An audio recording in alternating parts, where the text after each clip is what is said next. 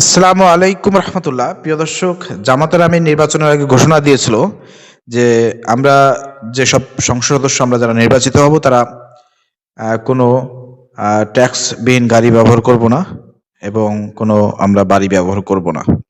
প্রিয় দর্শক, এখন সেই বিষয়টা নিয়ে অনেকেই প্রশ্ন তুলতেছেন যে রিসেন্টলি আমরা দেখলাম যে মিন্টু রোডের যে সরকারি বাড়ি, যেটা আমির জামান ডাক্তার শফিকুর রহমানের জন্য বরাদ্দ করা হয়েছে, সেখানে ঈদের দিন আমির জামান ডাক্তার শফিকুর রহমান এবং বিদেশি কূটনীতিক এবং দেশের লোকজনের সঙ্গে তিনি যে কুশল বিনিময় করেছেন, তো এটা নিয়ে সমালোচনা হচ্ছে এবং অনেকে বলার চেষ্টা করতেছেন আমির জামান ডক্টর শফিকুর রহমান তিনি কথা দিয়ে কথা রাখেন নাই।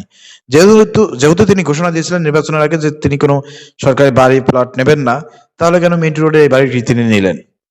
প্রিয় দর্শক, এই প্রশ্নের জবাব অনেকের মধ্যেই ঘুরপাক খাচ্ছে। প্রিয় দর্শক, এই প্রশ্নের জবাব আপনাদেরকে দেওয়া হবে।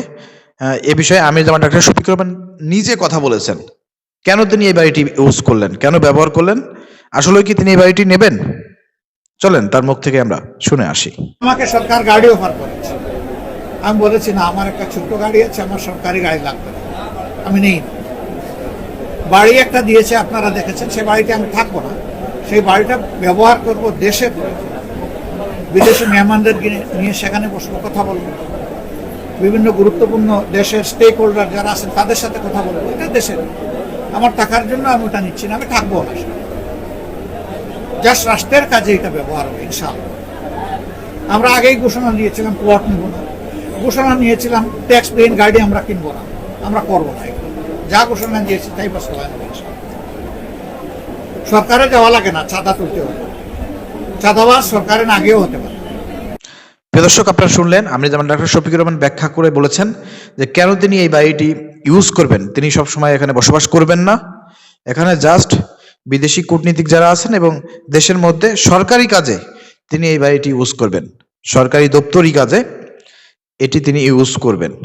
আশা করি বিষয়টি স্পষ্ট হয়েছেন। অতএব জামাত ইসলাম যে ওয়াদা করেছিলেন এবং যে কথা দিয়েছিলেন যে নির্বাচিত হলে পরে তারা কোনো ট্যাক্স বিহীন কোনো গাড়ি নেবে না, কোনো প্লট নেবে না, সেটা কিন্তু জামাত ইসলাম বাস্তবায়ন করেছে। অতএব যারা ভুল বুঝেছেন আপনাদেরকে অনুরোধ করব ভিডিওটি ভালো করে দেখেন, আমি যেমন ডক্টর শফিকুর রহমানের কথাগুলো শোনেন। আর যারা ভিডিওটি দেখলেন স্পষ্ট এবং ক্লিয়ার হয়েছেন, আপনারা ভিডিওটি শেয়ার করে সবাইকে দেখার সুযোগ করে দেন, যাতে যারা ভুল বুঝতেছে তাদের ভুলটা ভেঙে যায়। ধন্যবাদ। আসসালামু আলাইকুম রহমতুল্লাহ।